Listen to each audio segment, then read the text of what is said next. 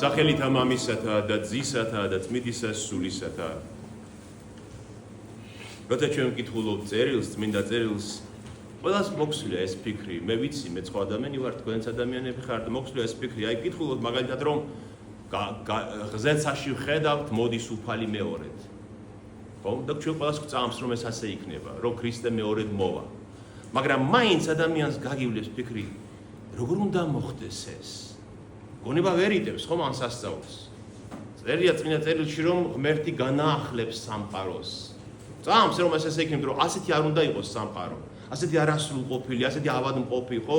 ასეთი სნეულებით სავსე არ გვინდა ჩვენ ვიცით რომ ეს ასეთი არ უნდა იყოს, ხო?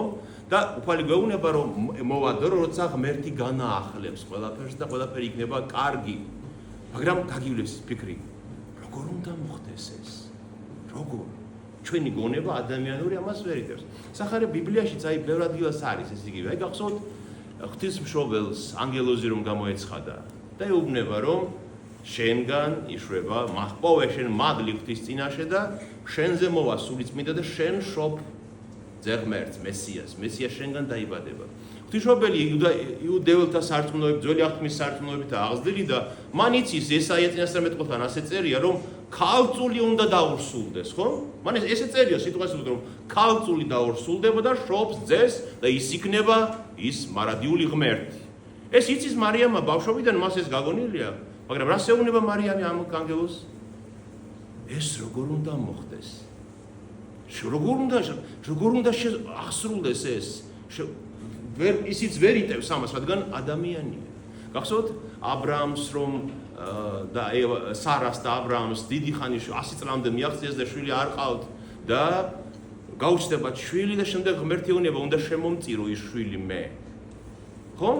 აბრაამმა კი იცის რომ ეს შვილი ღმერთისგან ყავს მას და აბრაამი ფიქრობს თუ ღმერთმა მოუცა და რომ შემწირო მაინც დამიბრუნებს უკან. მაგრამ ალბათ აბრაამიც ფიქრობს ეს როგორ უნდა მოხდეს? თუმცა ასრულებს ღმერთის ბრძანებას, მიდის და აპირებს რომ შესწირო შვილი, მაგრამ ალბათ ფიქრობს როგორ უნდა მოხდეს ეს. გასმით? და აი ეს თომას ამბავი დღესაც ჩვენ წავიკითხეთ, ურწმუნო თომას ამბავი ზუსტად ამ ადამიანურ ჩვენს ფიქრს აჩვენებს, ხო? ნახეთ, თომაც ხომ იუდეველია. თომაც ხომ ძველ აღთქმით არის აღზრდილი, ხო? თომაც ხომ იმ მოლოდინი და წინასწარმეტყველებით არის აღზრდილი, უფალზე რაც დაწერილია ძველ აღთქმაში, ხო? აი მაგალითად მე-15 ფსალმუნში წერია, ალბათ მას ბავშვობაში ბევრჯერ გაუგია ეს, რომ მესია ლაპარაკობს, ქრისტე ლაპარაკობს ძველ აღთქმაში. დავითის მე-15 ფსალმუნში რომ შენ რომც მომკლან, შენ არ დატოვებ ჩემს სულს ჯოჯოხეთში და არ დაუშვებ რომ შენი წმინდა გაიხრწნას. გესმით? მან იცის რომ მესია ქრისტე საფლავში არ უნდა დარჩეს. და არ გაიხსნება. ეს იცისგან არის წერილიდან წაკითხული აქვს. ასევე მან იცის 21 ფსალმუნში ხო წაკითხავთ ყველას, როცა ქრისტეს თავი ჯვარცმაზე ლაპარაკობს წინასწარ, გახრიტეს ხელნი ჩემნი და ფეხნი ჩემნი და აღრაცხეს ყოველი ძვალები ჩემი. ანუ ისეთი ნაწამები იყო, რომ ყველა ძვალი ეტყობოდა ჯვარზე რომ იყო გაკრული, ხო? ნაშიმშილები და ნაცემ ნაგვემი.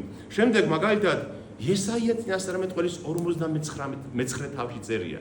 ესაიასთან. თქვენ შეგიძლიათ ეს თავად ნახოთ შემდეგ, რომ ეს არის 59 თავი ესაია წინასწარმეტყველის არის მესიანური თავი. ქრისტეზეა ყველაფერი იქ, რომ როგორ მოვა ის ჩემი ნამდვილი ისრაელი, ჩემი მორჩილი და როგორ აღასრულებს ჩემს ნებავს, ამბობს მამა ღმერთი. და შენ კი გეგონაო, რომ მიმატოვაო ღმერთმაო, ისრაელს ეუბნება. მაგრამ განამიატოვებს ქალი თავის ჩვილსო, აი ისევე მე შენ არ მიგატოვებო და შემდეგ ეუბნება ხელის გულებზე მყავხარ ამოჭრილი. გესმით? აი სიტყვა რა წერია ბრაუნში წერია რომ აი დანით რომ ამოჭრი რაღაცას. ასე მყავხარ ხელის გულებზე ამოჭრილი, ხომ? ანალოგია იმასთან რომ ლურსმები რომ დაარტყეს ხელის გულებში. წინასწარ ამბობს ამას ღმერთი. ასევე მაგალითად ზაქარია წინასწარმეტყველის მე-12 თავში წერია. მე მეთქვა ეს ყველაფერი გაჩვენოთ რომ მტკიცე იყო ჩვენი რწმენა.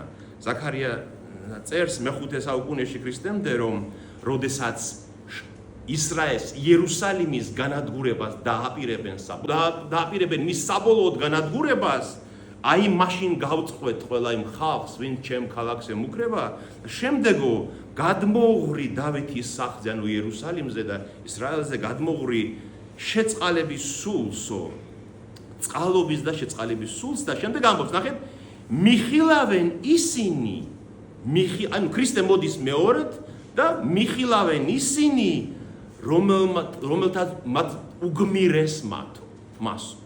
რომელთაც უგმირეს მათ, ანუ ვინ უგმირა? ებრაელთა წინაპრებმა უგმირეს, ის უგმირეს არის ის ლახვარი რომ ჩასცეს, შუბი რომ ჩასცეს ფერჩი. მე რომ დამინახავენ, მიხვდებიან რომ ეს მე ვარ, რომელსაც მათ შუბი უგმირეს. და ისევ ზაქარია 13-ის 13 თავში წერია, აი რომ იხილავენ, ატირდებაო მთელი იერუსალიმი. რომ მიხვდებიან მათ შეცდომას, რომ ამდენი საუკუნე ვერ იცნეს ის, ვინც მოკლეს მათმა წინაპრებმა და შემდეგო ეტყვიანო, უფალო, ეგ რა ჭრილობები გაქვს ხელზეო, ეტყვიანო. და ის უპასუხებს, ჩემს მყარეთა სახში ვარ ნაცემიო. გესმით? ყველაფერი წინასწარ დაწერილია და თომამ ეს ყველაფერი ხომ იცის? წესით მოწაფეებმა რომ უთხრეს რომ ჩვენ ნახეთ უფალიო, ალბათ ისიც უთხრეს რომ ნახეთ, მისი ჭრილობებიც გვაჩვენა ჩვენ, იმიტომ რომ პირველ დღეს კვირას რომ თომას გარეშე ქრისტე გამოეცხადა მათ, დაწერია სახარებაში, უჩვენა მათ ხელი და ფეხი, ჭრილობები უჩვენა მისი. ეს ხომ მოუყვნენ თომას. ჩვენ ნახეთ ის, რაც დაწერილია ჩვენს წიგნებში. ნახეთ მისი ჭრილობები. თომა რას ამბობს? მე თვითონ სანამ არ ვნახავ, ხელით სანამ არ შევეხები, ხელს არ ჩავყობ, არ დავიჯერებ თქვენს ნათქვამს. და 8 დღის შემდეგ კვლავ ეცხადება მათი ესო და პირდაპირ თომას მიმართავს, რომ მოიტანე შენი ხელი, გასინჯე, ნახე შენი ხელით და ჩაყავე ხელით ჩემს ჭრილობაში და ნუ იქნები ურწმუნო, არამედ გწამდეს და თომა იმ წუთში აღიარებს უფალი ჩემი და ღმერთი ჩემი. და ქრისტეს სიტყვები, რომელიც ჩვენზეა, ჩვენზე. შენ მიხილე და მაგწამს ეუბნება თომას. ნეტარ არიან ისინი, ვისაც არ უხილავარ და მაინც მიწამეს. ანუ ნეტარია ვინ? ვინც დღეს აი ბიბლიის საფუძველზე შეიცნო, რომ ის რაც დაწერილი იყო მის შესახებ, აღსრულდა იესო ქრისტეს თავს ყველაფერი. გესმით? ეს შემეცნება ჩვენგან არ არის, გესმით? კაცის გული მძებნელი და მოსიყვარული გული როცა ამას ეძებს, ეს ღმერთისგან არის. როგორც პეტრეს ეუბნება იესო ქრისტე, როცა პეტრე მას აღიარებს, შენახარ ქრისტე, ძეცოცხალი ღმერთის, რას ეუბნება ქრისტე მას? ნეტარი ხარ იმიტომ, რატომო? რომ მამამ ჩემმა ზეციურმა გაგიცხადა ეს. აი თქვენც როცა დაეწაფებით წმინდა წერილს ბიბლიას და მიხვდებით რომ ძველი აღთქმა სრულად აღსრულდა ახალ აღთქმაში, იცოდეთ რომ მამაღზე ღმერთმა ზეციურმა მამამ გაგიცხადათ ეს ყველაფერი. მან გაგვიხსნა ეს შემეცნების ეს გზა ჩვენში. გესმით? ეს არის ნეტარების მდგომარეობა. ეს ბევრ ადამიანს აქვს გამოცდი. გესმით? ამ მდგომარეობას არაფერი არ შეედრება. როცა შენ ხვდები რომ ნამდვილად, აი იმას კი არ ამბობ, ეს როგორ უნდა მოხდეს. არამედ იცი რომ ეს მოხდა და ეს ნამდვილად მოხდება მომავალშიც ის ყველაფერი, რაც უფალმა გვიწინასწარ მეთქვა მის მეორედ მოსვლა, ხო?